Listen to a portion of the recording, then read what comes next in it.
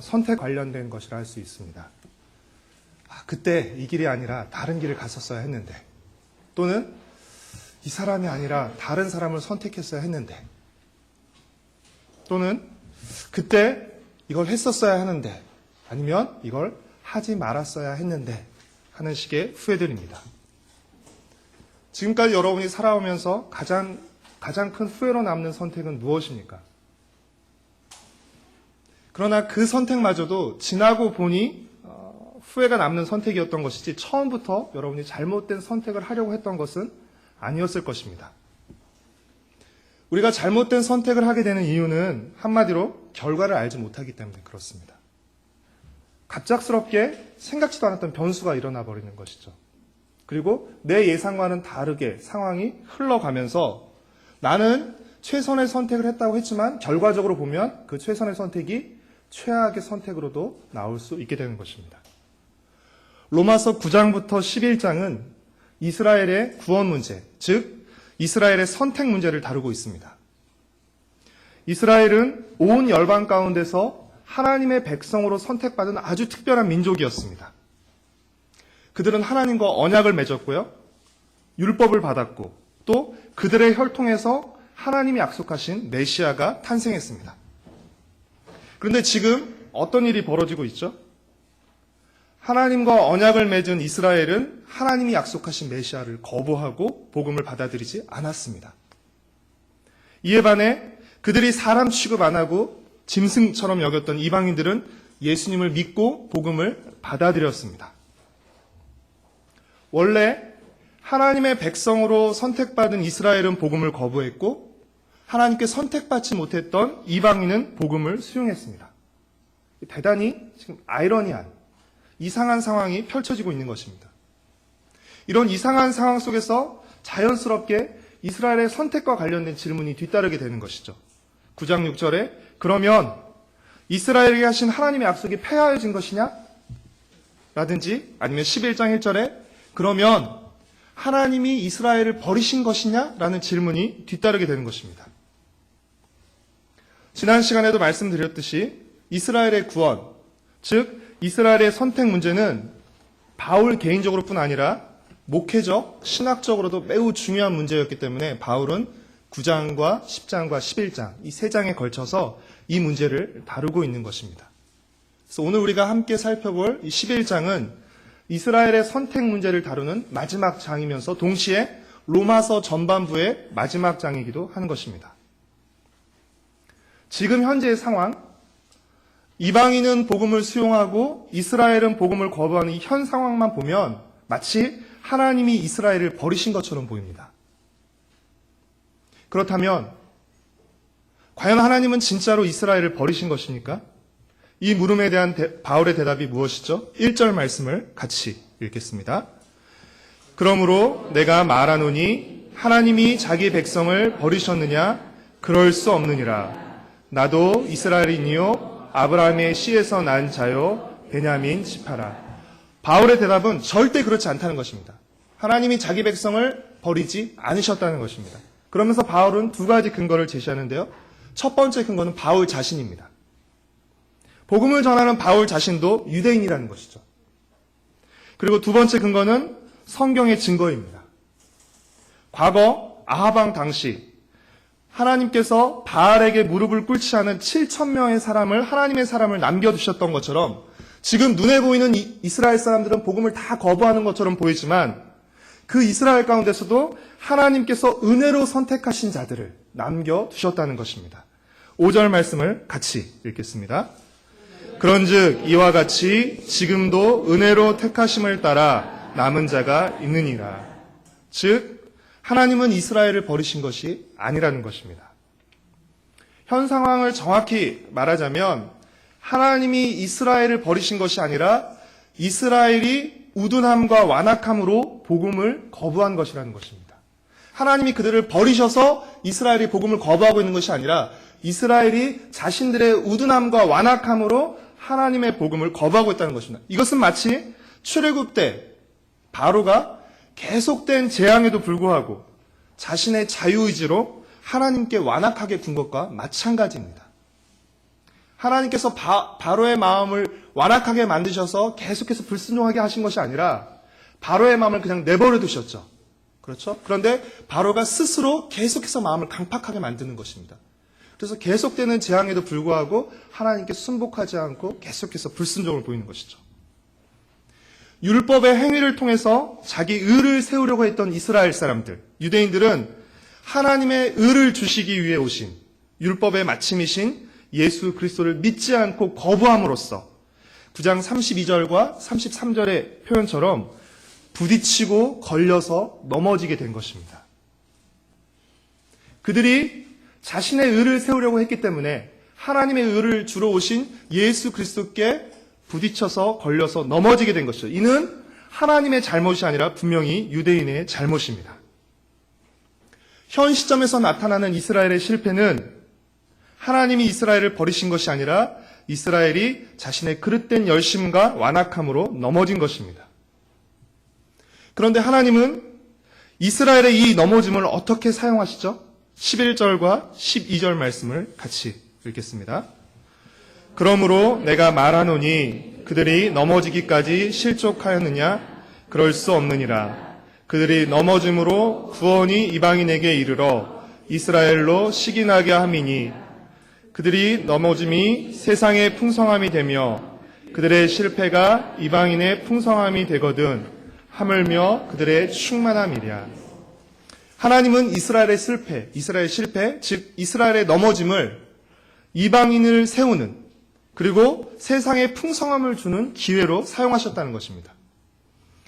사도 바울은 이 부분을 이어지는 감람나무의 비유를 통해서 조금 더 자세히 설명하고 있는데요.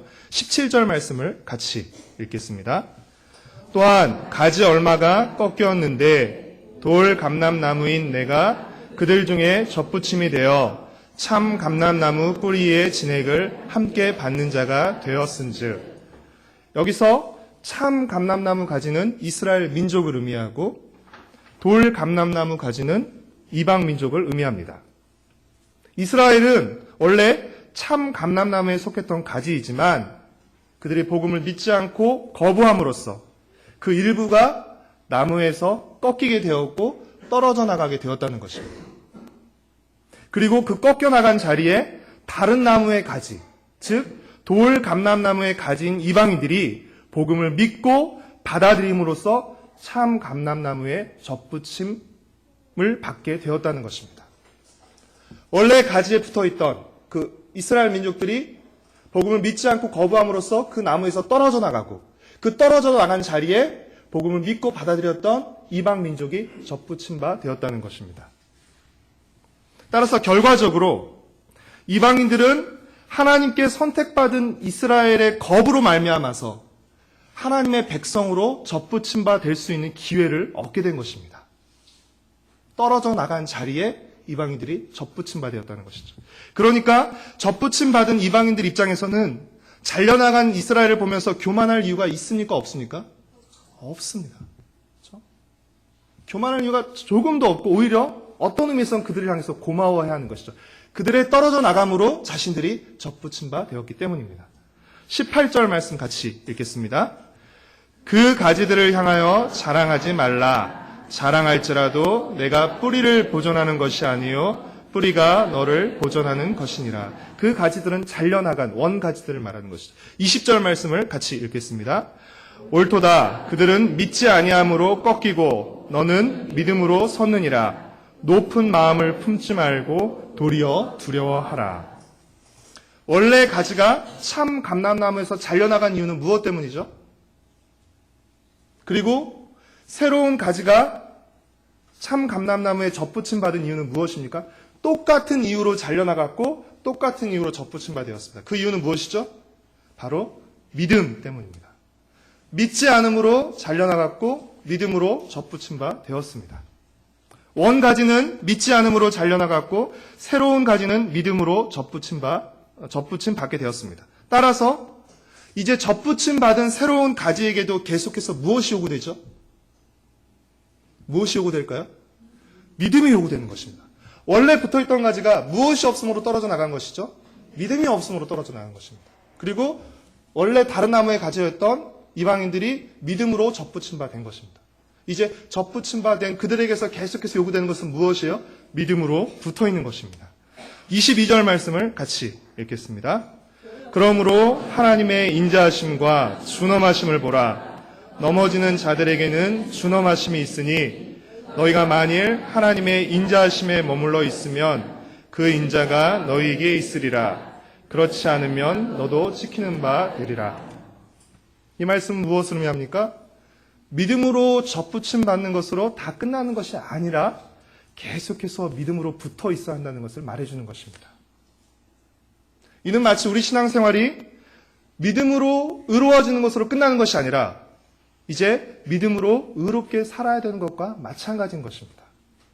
칭의에서 끝나버리면 안 되는 것이에요. 로마서가 크게 두 부분으로 나눠져 있는데, 그렇죠? 전반부는 우리가 어떻게 의롭게 되는가를 다루고 있습니다. 11장까지는 우리가 어떻게 의롭게 되는가를 다루고 있고, 12장부터는 그러면 의로워진 우리는 어떻게 살아야 하는가를 다루고 있는 것입니다. 그러면서 바울은 하나님께서 다른 나무에 속했던 가지, 즉 이방인도 접붙일 수 있는 능력을 가지고 계시다면 원래 나무에 붙어있던 가지, 즉 이스라엘을 다시 접붙이기는 얼마나 쉽겠느냐라고 말합니다. 24절 말씀을 같이 읽겠습니다. 내가 원 돌 감람나무에서 찍힘을 받고 본성을 거슬러 좋은 감람나무에 접붙임을 받았으니 원 가지인 이 사람들이야 얼마나 더 자기 감람나무에 접붙임을 받으랴. 결국 이 얘기는 무엇이에요? 그들이 잘려나가고 그 잘려나간 자리에 이방인들이 접붙임을 받았습니다. 하지만 잘려나갔던 이스라엘, 다시 말하면 은혜로 선택함을 받은 남은 자들이 회개하고 믿음을 고백하며 돌아오면 그들도 다시 접붙임 바 될 수 있다는 것입니다. 결국엔 하나님의 은혜로 택하심을 받은 이스라엘의 남은 자들도 믿음으로 접붙임을 받고 구원을 받게 될 것이라는 것입니다. 따라서 하나님은 이스라엘을 버리신 게 아니라는 것이죠. 그리고 하나님의 선택은 실패한 것이 아니라는 것입니다. 이 감람나무 비유에서 우리가 주목해야 할 또 한 가지 중요한 사실이 있는데요. 그것은 유대인과 이방인이 같은 나무, 즉 한 나무에 속하게 된다는 것입니다. 원래는 다른 나무에 있었죠. 그렇죠? 하지만 접붙임을 통해서 같은 나무, 한 나무에 속하게 된다는 것입니다. 이것은 처음부터 하나님의 계획 안에는 이스라엘뿐 아니라 이방인도 포함되어 있다는 것을 의미하는 것입니다. 즉 처음부터 하나님이 선택하신 이스라엘은 혈통적인 이스라엘 민족이 아니라 하나님의 은혜로 택하심을 받고 그 은혜를 믿음으로 받아들인 자들이 하나님이 선택하신, 하나님이 약속하신 이스라엘이라는 것입니다. 따라서 이스라엘 민족의 거부를 통해서 우리가 지난번에도 살펴봤지만 이스라엘이 혈통적 이스라엘과, 그렇죠? 진짜 믿음으로 받아들인 이스라엘까지 포함해 있는 거죠. 이스라엘 민족의 거부로 말미암아서 오히려 이방까지 포함하는 더 큰 이스라엘, 온 이스라엘이 구원을 받게 되었다는 것입니다. 그러니까 이스라엘의 실패는 하나님의 실패가 아니라 결과적으로 하나님의 한수였다는 것이죠. 신의 한수였다는 것입니다. 그 어떤 실패도 하나님의 뜻과 계획을 실패로 만들 수 없다는 것입니다. 우리가 보기에 이것은 하나님의 실패가 틀림없어요. 이것이 하나님의 계획을 실패로 만들 거야 라는 그 모든 실패마저도 하나님 그 실패마저도 사용하셔서 하나님의 뜻과 계획을 이루어 가신다는 것입니다. 그리고 어떤 고난과 환난도 우리를 향한 하나님의 사랑에서 끊을 수 없다는 것을 로마서 8장에서 우리가 함께 살펴보았습니다. 사랑하는 성도 여러분, 하나님의 구원 계획과 일하심은 참으로 놀랍습니다. 이스라엘의 거부로 이방이 기회를 얻었고 그 기회를 통해 구원 얻은 이방인들을 이스라엘이 시기함으로써 이스라엘의 남은 자들이 복음을 믿고 그들도 구원을 받게 된다는 것입니다. 그래서 예수 그리스도를 통해 주시는 하나님의 은혜를 믿음으로 받아들인 이스라엘과 이방인 모두가 차별 없이 구원을 받게 된다는 것입니다. 그리고 예수 그리스도 안에서 그 둘이 하나가 되게 하신다는 것입니다. 그래서 바울은 9장에서 이스라엘의 구원과 이스라엘 선택 문제를 시작하면서 바울은 탄식으로 시작했습니다. 그렇죠? 내 마음에 깊은 고통과 아픔이 있다라고. 그렇죠? 내가 저주를 받더라도 내 민족이 구원을 받았으면 좋겠다는 깊은 가슴 아픈 탄식으로 이 이스라엘의 선택 문제를 시작했어요. 하지만 바울은 이스라엘 선택 문제를 어떻게 마무리합니까? 기쁜 탄성과 찬송으로 마무리합니다. 하나님의 구원 계획과 그 일하심이 얼마나 놀라운 것인지를 깨닫고 고백하면서 찬송하게 된 것이죠. 33절 말씀을 같이 읽겠습니다. 깊도다 하나님의 지혜와 지식의 풍성함이여 그의 판단은 헤아리지 못할 것이며 그의 길은 찾지 못할 것이로다. 사랑하는 성도 여러분, 바울이 로마서 9장부터 11장까지 다루는 이스라엘의 구원과 선택은 결국 하나님의 선택에 대해서 말하고 있는 것입니다. 우리가 지금까지 로마서를 통해서 계속해서 살펴본 바에 따르면 하나님의 선택은 어디에 기반하고 있죠? 하나님의 선택은 어디에 기반하고 있습니까? 하나님의 은혜에 기반하고 있습니다. 우리의 행위나 공로가 아니라 하나님의 은혜에 하나님의 선택이 기반하고 있습니다. 만약 하나님의 선택이 우리의 행위나 공로에 기반하고 있다면 그것은 대가지 은혜일 수가 없습니다. 그렇죠? 하나님의 선택, 하나님의 구원이 우리의 행위나 우리의 공로에 기반하고 있다면 그것은 정당한 대가이지 보수이지 결코 은혜가 될 수 없는 것입니다.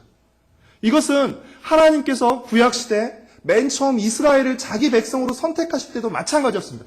하나님은 왜 이스라엘을 자기 백성으로 선택하셨습니까? 이스라엘이 수많은 민족 가운데서 가장 잘나거나 가장 뛰어나서 선택하신 것입니까? 아니죠. 신명기 7장 7절과 8절 말씀은 오히려 그 반대 이유로 하나님께 선택하셨다고 말해요. 가장 수가 작고 약했기 때문에. 그러니까 사실 이것은 이유가 될 수 없는 것입니다. 하나님 선택하신 이유는 무엇이에요? 사랑하셔서 선택했던 것입니다. 사랑하셔서 선택하시는 것이 바로 은혜입니다. 하나님은 처음 이스라엘을 선택했을 때부터 은혜로 선택하셨다는 것입니다. 그리고 그 이스라엘의 거부를 통해서 기회를 얻어 하나님의 백성으로 접붙임 받은 이방 민족들도 마찬가지라는 것입니다.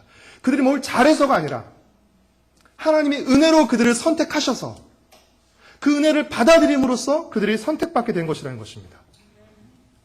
하나님의 선택은 처음부터 은혜의 선택이었으며 믿음으로 받아들이는 선택이었던 것입니다. 그래서 하나님의 선택에는 우리의 자랑이 들어갈 여지가 없습니다. 내가 하나님의 선택을 받았어요. 근데 내가 뭘 잘해서 받은 것이 아닙니다. 하나님의 은혜로 나를 선택해 주신 것이에요. 하나님이 사랑해서 나를 선택해 주신 것이에요. 그렇기 때문에 내가 무엇을 해서 선택받았다고 자랑할 만한 여지가 이만큼도, 그렇죠? 조금도 들어설 여지가 없게 되는 것입니다. 또 하나, 하나님의 선택이 우리의 행위나 공로가 아니라 하나님의 은혜에 기반하고 있다는 사실은 무엇을 의미하는 것입니까? 우리의 행위나 우리의 공로에 기반한 것이 아니기 때문에 우리의 행위나 공로로 인해서 그 하나님의 선택이 취소가 되지 않는다는 것입니다. 만약 우리의 행위에 기반하고 있다면 우리 행위가 잘못되면 그것이 취소될 수 있는 부분이 있는 것이죠. 하나님의 선택이 하나님의 은혜에 기반하고 있기에 하나님의 선택은 후회나 취소가 없다는 것입니다. 29절 말씀을 함께 읽겠습니다. 하나님의 은사와 부르심에는 후회하심이 없느니라. 하나님의 선택, 하나님의 부르심에는 후회가 없고 취소가 없습니다. 사랑하는 성도 여러분, 우리의 선택은 많은 후회와 아쉬움을 남깁니다. 하지만 하나님의 선택은 다릅니다. 하나님의 선택에는 후회도 없고 취소도 없습니다. 하나님 그 놀라운 은혜의 선택으로 우리를 불러주신 것입니다. 얼마나 기쁘고 감사한 것이에요. 그 놀라운 은혜의 선택으로 우리를 불러주신 것입니다. 우리가 원래는 어떤 사람들이었습니까? 약속의 언약들의 외인들이었고 하나님의 원수였고 돌 감람나무에 불과했던 우리였습니다. 그랬던 우리가 예수 그리스도를 통해 예수 그리스도 안에서 하나님의 자녀와 백성이 되었고 참 감람나무에 접붙임 바 된 것입니다. 그렇다면 그 은혜를 받은 우리가 가져야 할 태도는 무엇입니까? 먼저 우리가 받은 구원의 은혜에 대해서 하나님께 감사하며 하나님을 찬양해야 합니다. 이유를 알 수 없는 이 놀라운 이 은혜의 선택으로 나를 불러주신 것에 대해서 우리는 하나님께 감사하고 하나님을 찬양해야 합니다. 그리고 행여나 우리는 아직 복음을 믿지 않고 거부한 이들보다 우리 자신이 더 우월하다고 여기서는 안 되는 것입니다. 우리는 교만하게 굴어서는 안 되는 것이죠. 우리가 아직 믿지 않는 이들, 아직 이 은혜의 부르심을 받아들이지 않는 이들을 향해서 가져야 할 태도는 무엇입니까? 우월의식이 아니라 빚진 자 의식입니다. 내가 먼저 이 은혜를 받은 사람이라는 것입니다. 내가 잘나서, 내가 잘해서가 아니라 하나님의 은혜로 이 놀라운 은혜를 먼저 받은 사람이라는 것입니다. 하나님께서 우리를 먼저 구원하신 이유는 우리가 잘나거나 잘해서가 아니라 하나님의 은혜 때문입니다. 우리는 다만 하나님의 은혜를 먼저 받은 자로서 우리가 받은 이 놀라운 구원의 은혜를 드러내야 하는 것이죠. 우리가 받은 이 놀라운 구원의 은혜를 드러냄으로써 아직 이 은혜를 받지 못한 자들이 우리가 받은 구원의 은혜를 시기하게 해야 한다는 것입니다. 그것이 하나님께서 우리에게 먼저 구원의 은혜를 베풀어 주신 이유입니다. 이 시기라는 말을 우리가 좀 부정적으로 많이 사용해서 뉘앙스가 좋진 않지만 시기란 다른 사람이 가지고 있는 어떤 것을 자기도 갖고 싶어 하는 것입니다. 그냥 말 그대로 따지면 다른 사람이 가지고 있는 어떤 것을 자기도 갖고 싶어 하는 것입니다. 구원받은 우리의 삶과 모습을 통해서 아직 구원의 은혜를 받지 못한 이들이 어떻게 해야 된다는 것이요? 나도 구원받고 싶다. 나도 믿고 싶다라는 마음이 들게 해야 한다는 것입니다. 우리는 믿음으로 하나님께 의롭다 여김을 받습니다. 맞죠? 그런데 우리가 믿음으로 의로워졌다는 사실은 눈에 보입니까? 보이지 않습니다. 우리가 믿음으로 하나님께 의롭게 여김을 받는다. 사실은 눈에 보이지 않아요. 그러면 우리가 믿음으로 의로워졌다는 사실은 무엇을 통해 증명되고 드러나야 할까요? 의로운 삶을 통해서입니다. 하나님과의 회복된 관계를 통해서입니다. 그리고 그로 말미암은 이웃과의 관계 회복을 통해서입니다. 아까 앞서서도 말씀드렸지만 로마서는 11장까지 우리가 어떻게 의로워지는가를 설명합니다. 그렇죠? 그리고 그 물음에 대한 대답은 무엇입니까? 믿음으로. 그렇죠? 하나님의 은혜를 믿음으로 받아들임으로입니다. 그리고 우리가 어떻게 의로워지는가에 대한 설명을 끝나고 12장부터는 무엇을 얘기하죠? 그러면 의로워진 우리가 어떻게 살 것인가를 말하고 있는 것입니다. 로마서 후반부를 다루면서 또 여러분과 함께 나누겠지만 칭의는 결코 칭의로 끝나서는 안 되는 것입니다. 믿음으로 의롭게 됐다라는 칭의는 결코 칭의로 끝나서는 안 되고 반드시 공의로 이어져야 합니다. 칭의가 접붙임 바 되는 것이라면 계속 붙어 있으면서 열매를 맺는 것은 공의라고 할 수 있습니다. 접붙임 되는 것으로 끝나는 것이 아니라는 것입니다. 접붙임 되고 계속 붙어 있어서 나무로부터 영양분을 공급받아서 열매를 맺는 데까지 이르러야 한다는 것이죠. 하나님께서 돌 감람나무에 불과한 우리를 하나님의 백성으로 접붙임하신 이유가 무엇입니까? 열매를 맺게 하기 위해서입니다. 그렇죠? 죄의 종이 아니라 하나님의 종으로 살게 하기 위해서입니다. 불의의 무기가 아니라 의의 무기로 살게 하기 위해서 하나님께서 우리를 의롭게 만드시고 구원하신 것입니다. 변화된 그런 우리의 삶과 모습을 통해 아직 죄의 종으로 살고 있는 이들, 아직 불의의 무기로 살고 있는 이들에게 우리의 삶과 모습을 통해서 그들로 하여금 시기나게 하시는 것이죠. 그래서 그들이 나도 이 놀라운 하나님의 구원의 은혜를 믿음으로 받아들여야겠구나 라는 마음을 들게 하는 것입니다. 우리를 통해서 먼저 부름받은 우리를 통해서 하나님은 아직 부름받지 않는 이들을 부르시고 계시는 것이죠. 구원받은 삶의 핵심이 무엇입니까? 하나님과의 관계 회복입니다. 하나님과의 관계 파괴와 단절이 모든 인간 관계의 파괴와 단절로 이어졌던 것처럼 하나님과의 관계 회복 역시 이웃과의 관계 회복으로 이어지게 되어 있습니다. 그래서 율법의 모든 계명을 둘로 줄이면 뭐라고 줄일 수 있죠? 하나님 사랑, 이웃 사랑입니다. 하나님 사랑, 하나님과 관계를 회복하는 것이고 이웃 사랑, 이웃과의 관계를 회복하는 것입니다. 사랑하는 성도 여러분, 구원의 은혜를 받은 여러분, 그러면 우리의 삶 속에서 이 같은 관계 회복이 일어나고 있습니까? 우리는 하나님을 사랑하고 이웃을 사랑하는 삶을 살고 있습니까? 율법의 잣대를 들이대면서 이거 지켰냐 못 지켰냐가 아니라 결국 그렇죠? 모든 계명은 하나님을 사랑하는 것입니다. 모든 율법은 이웃을 사랑하는 것입니다. 거짓말하지 말아야 할 이유, 살인해야 하지 말아야 할 이유, 이것은 무엇입니까? 단순히 그것만 안 하면 된다가 아니라 무엇이죠? 뒤집으면 예수님도 말씀하시지만 산상순에서 말씀하시지만 그것은 뒤집으면 뭘 말씀하시는 것이에요? 이웃을 사랑하라는 것입니다. 우리가 받은 구원의 풍성함과 능력과 아름다움은 더 많은 것을 소유한 데 있지 않고 더 높은 지위에 오른 데 있지 않고 더 많이 사랑하는 데 있습니다. 예수 믿고 나서 받은 그 복과 은혜를 뭔가 우리의 소유로, 우리의 지위로 예수 믿고 나서 얻은 쟁취로 보여주려고 하지 마십시오. 그것은 무엇으로 나타나게 있어요? 더 많이 사랑하는 것으로 나타나게 있습니다. 예수님도 너희가 서로 사랑하면 세상에 너희가 내 제자인 줄 알리라 라고 말씀하셨죠. 저도 굉장히 힘든데요. 결국 우리 믿음의 성숙함과 크기는 얼마나 많은 사람까지 사랑할 수 있느냐입니다. 세상 사람들도 자기가 좋아하는 사람은 사랑할 수 있어요. 자기가 좋아하는 사람, 자기 마음에 맞는 사람 사랑할 수 있어요. 그렇죠? 그러니까 그런 사람들끼리 끼리끼리 모이는 게 되잖아요. 이렇게 짝짝꿍을 하는 것이죠. 하지만 하나님의 사람은 어떻게 하죠? 마음에 안 드는 사람들. 그래서 교회 안에 다양한 사람들이 있는 것입니다. 스타일과 자라는 환경이 전혀 다른 사람이에요. 정말 뭘 해도 어색해하고 나랑 맞지 않아요.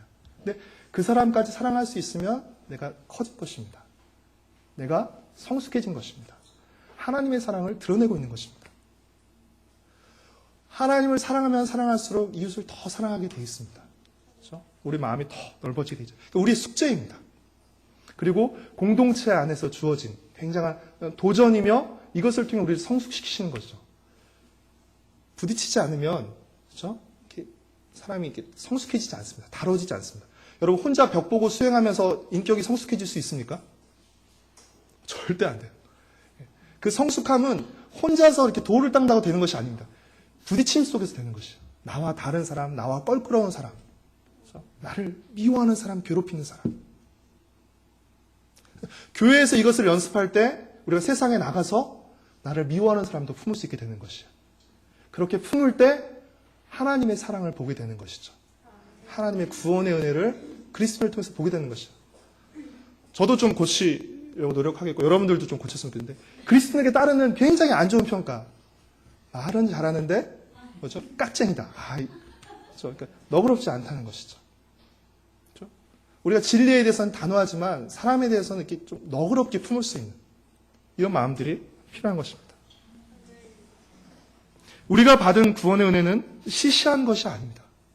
우리가 받은 구원의 은혜는 시기가 날 만큼 풍성하고 아름다운 것입니다. 우리가 그것을 받았어요. 사랑하는 성도 여러분, 하나님의 선택은 우리의 행위나 공로가 아니라 하나님의 은혜에 기반하기에 후회나 취소가 없습니다. 취소와 후회가 없는 이 놀라운 은혜의 선택으로 불러주신 하나님께 감사와 찬양을 드리며 이 놀라운 은혜에 걸맞는 멋진 삶을 살아갔으면 좋겠습니다.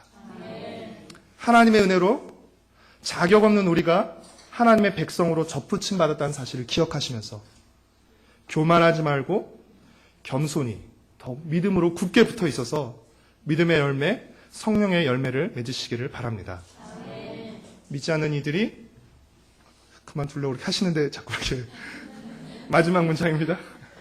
믿지 않는 이들이 부러워하고 시기할 만큼 멋지고 근사한 믿음의 삶을 통해 하나님께 영광 돌리고 이웃에게 복음을 전하는 우리 각 사람과 가정, 세대롭게 공동체가 되기를 간절히 소망하고 축복합니다.